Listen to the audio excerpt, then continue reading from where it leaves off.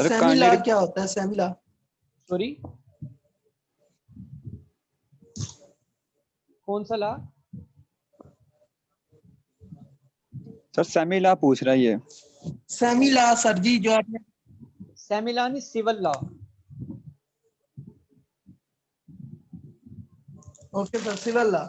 Civil law मैंने तो गलती से सेमी लॉ लिया। मैंने कहा है प्राइवेट और सिविल लॉ दोनों सेम चीजें होती हैं। सिविल लॉ जो होता है वो सिविल लॉ कह लें या प्राइवेट लॉ कह लें, एक ही बात है। इसकी डेफिनेशन क्या है? सिविल लॉ या प्राइवेट लॉ, इसकी डेफिनेशन है the law which deals with the relationship with the rights and duties of individuals towards each other. The law which deals with the rights and duties of individuals towards each other. जो individuals के जो rights होते हैं और duties उनको deal करे एक दूसरे की तरफ। उनके उसके आपका क्या राइट है, आपका मुझ पे क्या राइट है, और मेरा लिए आपके क्या ऑब्लिगेशन है। इन लॉ को जो डील करेगा वो होता है सिविल लॉ या प्राइवेट लॉ, आप दोनों उसका नाम दे सकते हैं।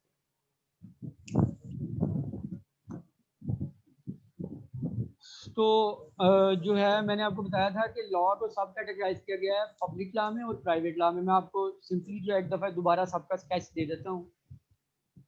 तो पब्लिक लॉ और प्राइवेट लॉ मैंने आपको बताया कि जो लॉ को हमने सब कैटेगराइज किया है। पब्लिक लॉ मैंने आपको बताया कि वो लॉ था जो relationship, it deals with the relationship between the state and it's citizens. जो स्टेट और सिटीजन्स मतलब शहर, एक सिटीजन और गवर्नमेंट के दरमियान जो कनेक्ट करे वो होता है पब्लिक लॉ। तो इसमें आपको मैंने बताया कि कॉन्स्टिट्यूशनल लॉ होता है। कॉन्स्टिट्यूशनल लॉ वो होता है जो which deals with the rules, powers and structure of different entities with in a state.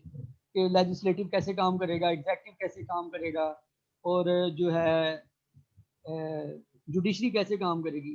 This is a constitutional law. Constitutional law के बाद नेक्स्ट हमने उसमें डिस्कस किया था एडमिनिस्ट्रेटिव लॉ। एडमिनिस्ट्रेटिव लॉ होता है the law which govern the relationship और which govern the actions of the government agencies. तो गवर्नमेंट डिपार्टमेंट्स बने हुए हैं। आपको मैंने मिसाल दी थी, कोई आपकी एप्लीकेशन एक्सेप्ट नहीं करता, आप किसी डिपार्टमेंट में जाते हैं, सब एडमिनिस्ट्रेटिव लॉ। आपकी एप्लीकेशन एक्सेप्ट नहीं करता या आपके ऊपर कोई विदाउट एनी रीज़न कोई क्लेम करता है, तो आप जिस लॉ के तहत उसे कोर्ट में लेके जाएंगे वो एडमिनिस्ट्रेटिव लॉ होगा। Third is criminal law. Criminal मैंने आपको बताया है कि some certain kinds of wrong doing या wrong acts such as serious threat to the public at large. जैसे कि पब्लिक एट लार्ज को जो सीरियस थ्रेट होगा वो क्रिमिनल लॉ में चला जाएगा। The second thing we discuss is private law. Private law जो मैंने आपको डिफाइन किया है,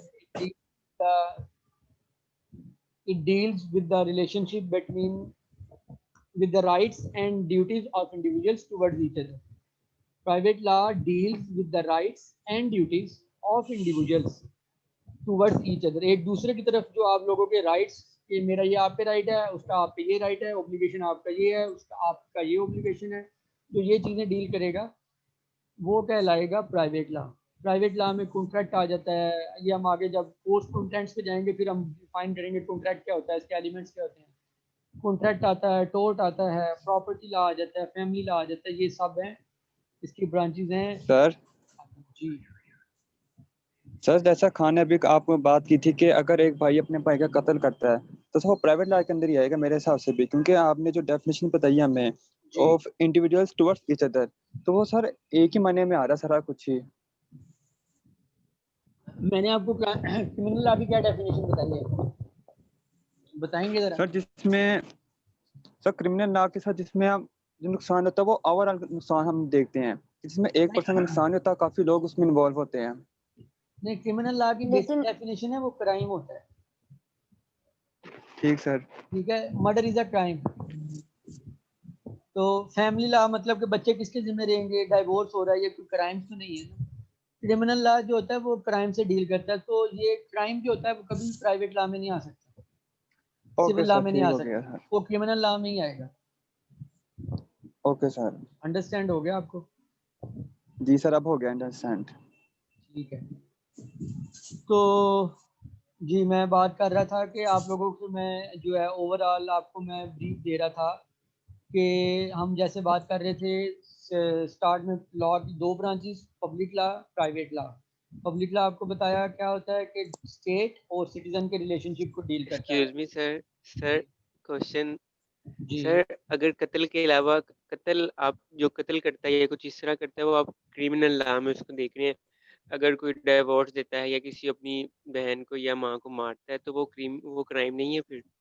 क्राइम्स जितने भी होंगे वो क्रिमिनल लॉ में आएंगे। अब क्राइम्स की बताया गया है, लॉ ने पूरी एक बुक है क्राइम्स की, क्या क्या चीज क्राइम में है। वो रोबरी है, आप किसी के घर में बगैर इजाजत दाखिल होते हैं, दिस इज अ क्राइम।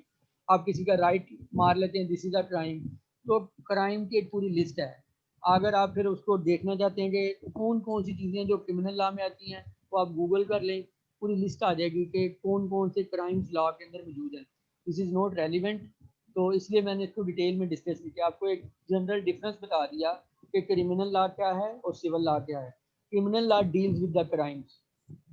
जो लॉ ने क्राइम्स बताए हैं वो क्रिमिनल लॉ के तहत डील किए जाएंगे। सिविल लॉ वो होता है जो आपके पर्सनल डीलिंग्स होती हैं, इंडिविजुअल्स के रिलेशंस होते हैं। उसकी डेफिनेशन मैंने आपको ये बताई है प्राइवेट लॉ की, the law which deals with the rights and duties of individuals towards each other. एक दो सर इंडिविजुअल्स। ग्रुप जी जी।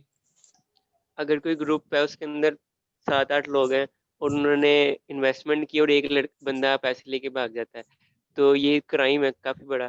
तो अब एग्जैक्टली। ये प्राइवेट लॉ में आएगा या पब्लिक लॉ में आएगा? क्योंकि ये प्राइवेट लॉ का ये नहीं, जो क्राइम होता है ना, मैंने आपको बताया क्राइम पब्लिक भी होता है, प्राइवेट भी होता है, पर वो आएगा क्रिमिनल लॉ के जी अंदर। सर, हमेशा याद रखें। दोनों दोनों दोनों होंगे, एक दो दो जगह होंगे, या प्राइवेट में होंगे या आप पब्लिक में होंगे, लेकिन वो प्राइवेट, होंगे क्रिमिनल में। कुछ क्राइम पब्लिक हाँ क्राइम्स ये होते हैं, मर्डर, थ्रेट, किसी को इंजरी, ट्रेसपास, दिस इज जो गवर्नमेंट ने क्राइम दिया है। अब ये जो सब कैटेगराइज क्राइम है ना, कि ये अब एक कंपनी है, उसमें कंपनी बनी, अब कंपनी का एक एग्रीमेंट हुआ होगा। अब एग्रीमेंट है ना, अब वो एग्रीमेंट उसने ब्रेक किया, मिसाल के तौर पे उसने पैसे खा लिए।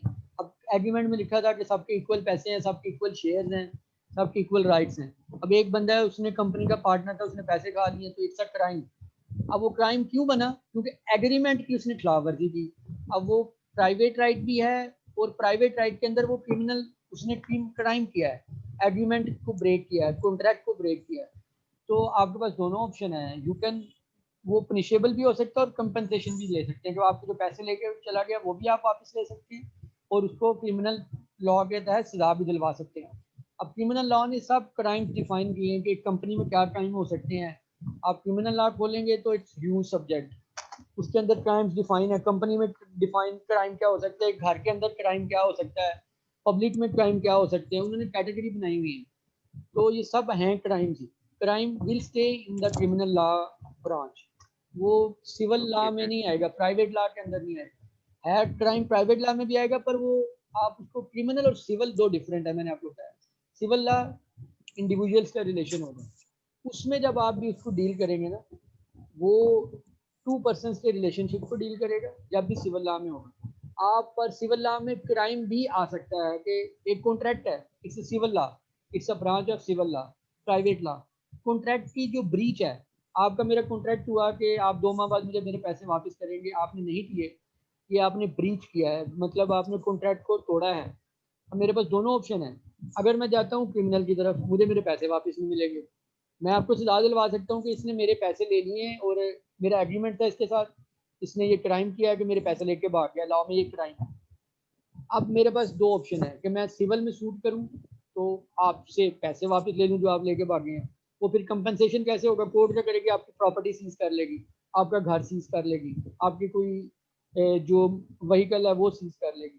अगर मैं वहां नहीं करता तो तो सर मैं, जी, हम दोनों चीजें नहीं ले सकते, अपना अपने पैसे भी और उसको सजा भी? Yes exactly, you can go for both the options.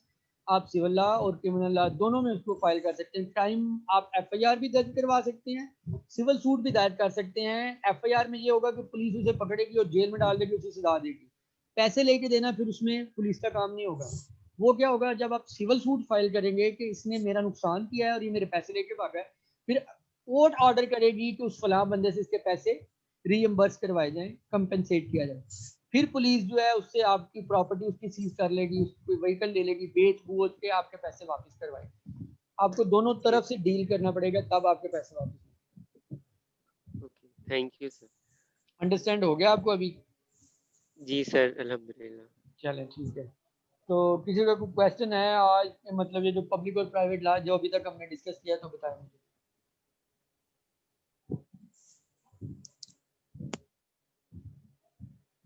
किसी का कोई सर जी क्वेश्चन? अब्बास ना करें। अभी तो थोड़ा सा भी नहीं पढ़ा। सर जी आज जुम्मा है। मैं चलें सर फोर्थ सेशन है सर।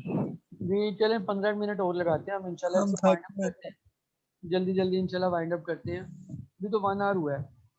अभी तक के लिए किसी का क्वेश्चन है कि क्लासिफिकेशन आप जो लॉज हमने की है, लॉ को डिफाइन किया, उसकी जो क्लासिफिकेशन की है, private law, public law. Public law में कॉन्स्टिट्यूशनल लॉ, एडमिनिस्ट्रेटिव लॉ और क्रिमिनल लॉ। प्राइवेट लॉ की डिफाइन किया है हमने जस्ट, और प्राइवेट लॉ में मैंने सिर्फ आपको बताया है कि उसमें कॉन्ट्रैक्ट आता है, फैमिली आता है, उसके बाद प्रॉपर्टी लॉ आ जाता है, टोर्ट लॉ आ जाता है। ये प्राइवेट लॉ के अंदर या सिविल लॉ के अंदर आते हैं। प्राइवेट और सिविल दोनों एक ही चीज़ का नाम है। यहाँ तक किसी का कोई क्वेश्चन है तो मुझसे पूछे। किसी को कोई डेफिनेशन नहीं समझ आई, किसी को कोई बात नहीं समझ आई तो पूछ सकते। किसी का अगर कोई क्वेश्चन नहीं है तो फिर हम इंशाल्लाह फर्दर मूव करते हैं। जी नेक्स्ट आपका है, मैंने आप लोगों को एक फाइल भेजी थी, तो आप लोगों में से रीड किया किसी ने उसे? मैं ओपन कर लेता हूँ वो फाइल। आपको मैंने पावर पॉइंट्स टू स्लाइड्स कल ग्रुप में सेंड की थी रीड करने के लिए। सीआर जी और सर जीआर की है। अवेलेबल हैं इधर के नहीं है? हैं सर। जीआर भी है या नहीं है? जीआर नहीं ज्वाइन कर सके? Noor are you there? No sir नहीं लगता, मुझे नहीं लगता वो है। अच्छा, तो उनकी रिक्वेस्ट तो आ रही है।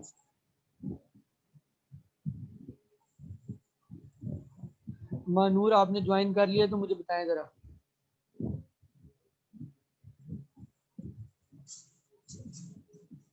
सर उसका ऑडियो कनेक्ट नहीं है अभी। अच्छा, ऑडियो कनेक्ट नहीं है, चलें ठीक है, हम मूव फॉरवर्ड, गोइंग फॉरवर्ड जाते हैं। तो वो स्लाइड्स को सबने ओवरव्यू किया है? वैसे उसमें क्या था, किसने देखा भी है या ओपन ही नहीं किया किसी ने? देखिए सर। ठीक है, शुरू तो शुरू की कुछ जी कुछ डेफिनेशंस लिखी थी, कुछ ऐसे टर्म्स हैं जो बेसिक टर्म्स हैं जो हमें डिस्कस करने के लिए कोर्स कंटेंट्स का हमारा हिस्सा है।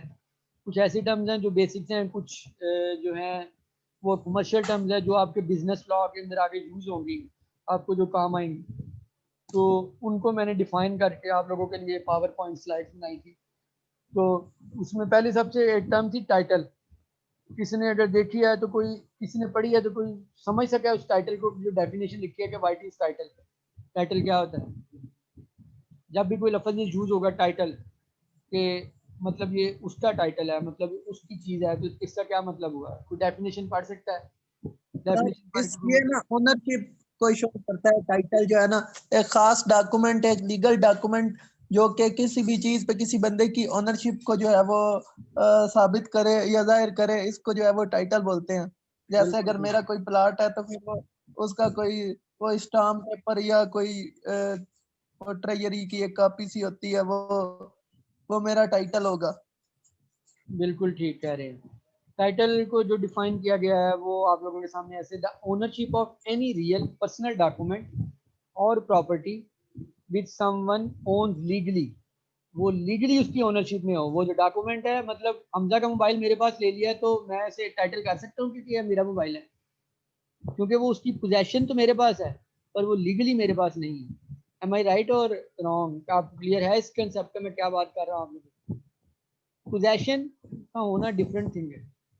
हमजा का मोबाइल अगर मैं ले लेता हूँ इस टाइम, तो वो क्या मैं उसका टाइटल हूँ? क्या वो मेरा टाइटल है? मैं उसके लिए इंटाइटल हूँ? क्या आप लोग कह सकते हैं कि मेरा मोबाइल है? नो सर पोजेशन का होना जरूरी नहीं है। टाइटल मींस जो आपकी चीज है, चाहे वो आप पोजेस कर रहे हो या नहीं, लेकिन टाइटल मींस कि वो आपकी मलकियत में हो। एग्जैक्टली यानी क्या हमजा का मोबाइल अगर आपके पास है भी तो वो हमजा का ही है, मतलब Exactly. टाइटल हमजा भाई को ही जाएगा। Exactly you are right. इसकी मेन चीज ये है, डेफिनेशन आप लोगों के पास स्लाइड्स अवेलेबल है, आप लोग यहाँ से रीड कर सकते हैं, समझ सकते हैं, अंडरस्टैंड कर सकते हैं और याद करना चाहें याद कर सकते हैं। टाइटल की डेफिनेशन में एक दफ़ा दोबारा आप लोगों के लिए डिक्टेट करता हूँ। The ownership of any real personal document और प्रॉपर्टी, किसी भी कोई पर्सनल डॉक्यूमेंट या प्रॉपर्टी की जो आपके पास लीगली ओनरशिप होगी वो आपका टाइटल होगा। तो जो चीज़ उसको प्रूव करेगी कि ये आपकी ओनरशिप है वो आपका टाइटल है। अंडरस्टैंडेबल है टाइटल क्या होता है? Yes sir. चलें नेक्स्ट, ओनरशिप बताएगा कोई, ओनरशिप क्या होती है? Legal right. Legal right what? किसी भी लीगल राइट किसी भी चीज के ऊपर आपका, to sell something, to buy some, मतलब टू डिस्पोज ऑफ समथिंग, इस तरह। बिल्कुल ठीक कह रही है। ओनरशिप जो है इसका मतलब है कि आपके पास एक चीज मिल्कियत है, आपके पास उसका लीगली राइट हो। मतलब अगर ये मेरा मोबाइल है, मेरे पास राइट है, मैं इसे तोड़ भी सकता हूँ, इसको मैं बेच भी सकता हूँ और इसको मैं यूज भी कर सकता हूँ। ये तीनों राइट्स मेरे पास अवेलेबल है। ओनरशिप की बेसिक डेफिनेशन के ये तीन फीचर हैं। आपके पास तीनों राइट्स होने चाहिए, right to use, right to sell, right to dispose of. आप इसे यूज भी कर सकते हैं, बेच भी सकते हो और तोड़ भी सकते हो। आपके पास जब ये लीगल राइट होगा तो it means you have the ownership of this thing, तो ये आपकी मलकियत है, जाती मलकियत। Ownership means the legal right to use, sell और डिस्पोज ऑफ एनी बिलोंगिंग्स। कोई भी चीज़ है उसके पास, जब आपको पास यूज करने का राइट होगा, लीगल राइट होगा। ऑलवेज रिमेंबर कि अब मैंने पहले भी एग्जांपल दी, हमजा का मोबाइल अगर मैं यूज कर रहा हूँ तो I don't have any legal right. अगर मैंने हमजा से उसका मोबाइल कॉल करने के लिए बोरो किया है तो this is not my legal right to dispose of. वो यूज करने के लिए तो मुझे लीगल राइट उसने दे दिया, पर सेल और डिस्पोज करने के लिए मेरे पास लीगल राइट उसने नहीं दिया। so I can't claim the ownership of Hamza mobile. Are you guys getting my point? Yes sir. Yes ठीक है, तो नेक्स्ट थिंग है कंसेंट। कंसेंट क्या होती है? सर विलिंगनेस शो कराना मींस कोई भी कॉन्ट्रैक्ट करना है तो उसमें विलिंगनेस होनी चाहिए। अगर कोई पार्टनरशिप आपने ज्वाइन करनी है उसमें आपकी विलिंगनेस होनी चाहिए। बिल्कुल ठीक है। कुछ खरीदना है उसमें मींस कंसेंट टू डू। मतलब विलिंगनेस को आप सिंपल वर्ड्स में डिफाइन कर सकते हैं कि agree to the consent of other. अगर कोई बंदा आपको कोई चीज़ कह रहा है, आप उस पर एग्री कर जाए तो दिस इज कंसेंट। मतलब मैं कहता हूँ हमजा आप अपना मोबाइल मुझे दे दें, हमजा कहते हैं इट्स ओके सर, ठीक है, दिस इज योर कंसेंट। तो इसको हम जो है कैसे कह सकते हैं कि विलिंगनेस टू परफॉर्म एनीथिंग, कोई भी काम एग्रीड करने की। अपॉन। जी जी, agreed upon anything, agreed upon on something, ये भी विलिंगनेस, ये भी कंसेंट है। और agree to the proposal of other person, मतलब अगर किसी और बंदे ने आपको कुछ कहा है और आप उस पर एग्री कर देते हैं, दिस इज कंसेंट है। तो कंसेंट का एक्चुअल मतलब है कि willing, showing the willingness, willingness show करना टू द अदर पर्सन।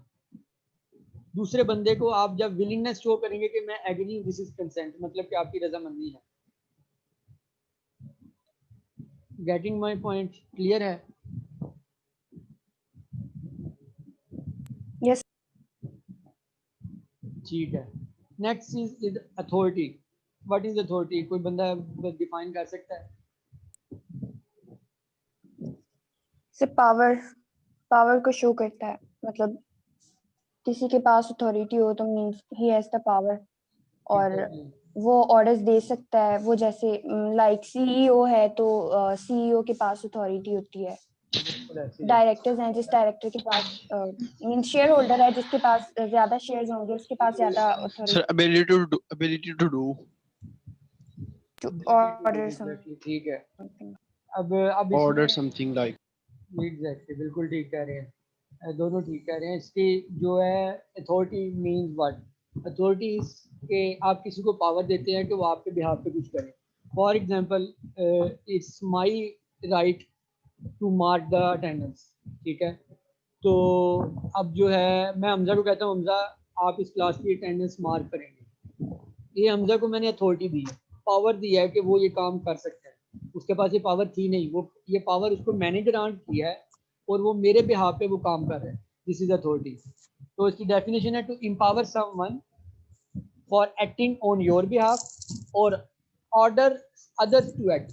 मतलब मैंने हमजा को कहा है कि हमजा अपनी अटेंडेंस जो है नोट करनी है, या अटेंडेंस आपका काम है मार्क करना। अब हमजा किसी को भी मतलब आगे ऑर्डर करके वो अटेंडेंस मार्क करवा सकता है कि या वो काम करवा सकता है।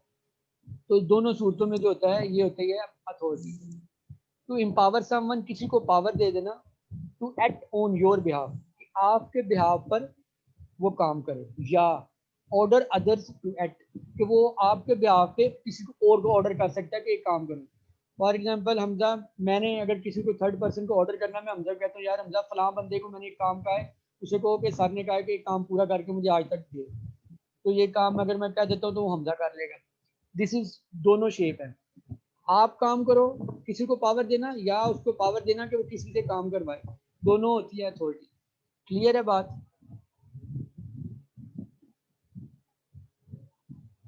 अच्छा, अगर हमजा वीडियो एंड हो जाए तो मैं नेक्स्ट लिंक क्रिएट करूंगा, उस लिंक की हम 10 मिनट की क्लास लेंगे और आखिरी 5 मिनट में जो भी उसकी अटेंडेंस होगी तो सब लोग दोबारा ज्वाइन करेंगे। जो लोग ज्वाइन नहीं करेंगे उस लिंक को, उनकी अटेंडेंस मार्क नहीं होगी। मेक श्योर कर लें कि जो नेक्स्ट लिंक 10 मिनट्स का होगा उसमें 10 मिनट्स का सिर्फ लेक्चर होगा और 5 मिनट्स की अटेंडेंस होगी।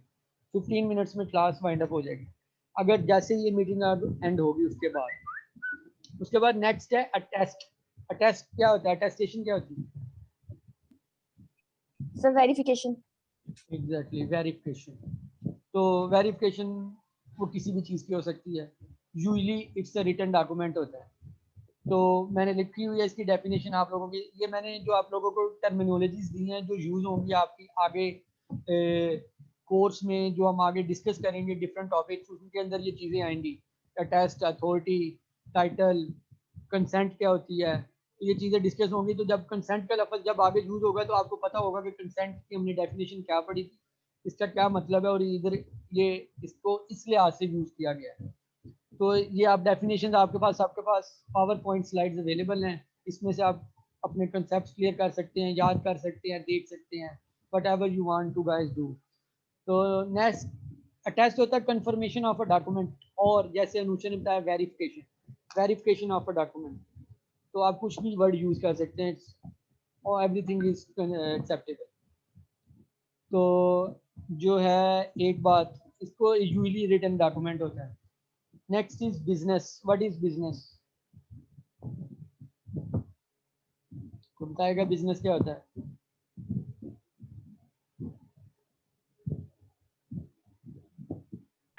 कोई भी एक्टिविटी जो हम लोग करें प्रॉफिट को अर्न करने के लिए। जी 112 दोबारा 1 बाय 1 बताएं भाई।